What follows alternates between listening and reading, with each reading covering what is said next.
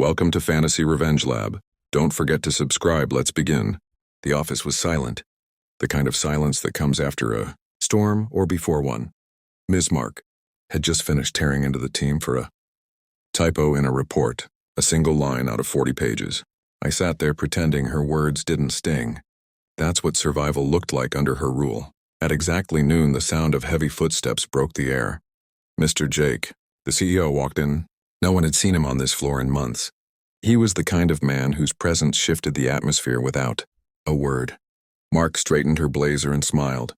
The kind of smile that hides knives. Mr. Jake, what a surprise. He only nodded. Just checking in on the heartbeat of my company. The irony. By 12:45, everyone had disappeared for lunch. Everyone except me. Mark had handed me 3 urgent tasks that weren't due until next week. She did that often. Kept me working through breaks just to remind me I was beneath her. That's when Mr. Jake walked by again. He paused, eyes flicking from my empty desk to my half-typed report. Not eating? He asked. I managed a small smile. No time, sir. He frowned, but said nothing.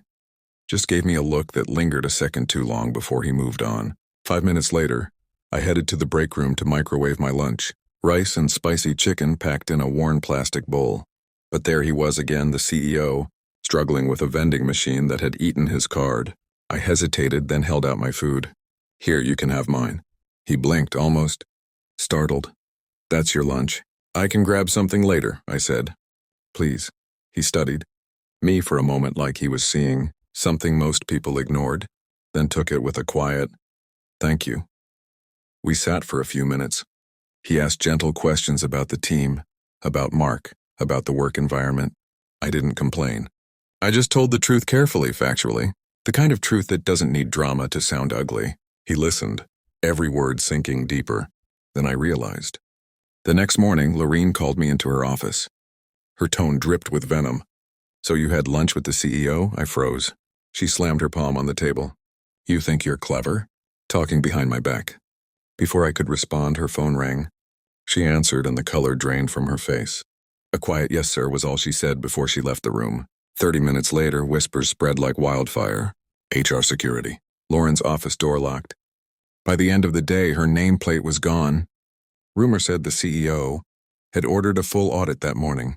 And the breaking point, a hidden recording from office CCTV, her yelling at me while I quietly worked through lunch.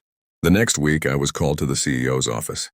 He was smiling this time. You reminded me what leadership should look like, he said.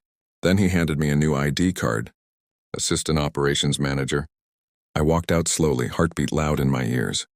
Thank you for watching. Subscribe.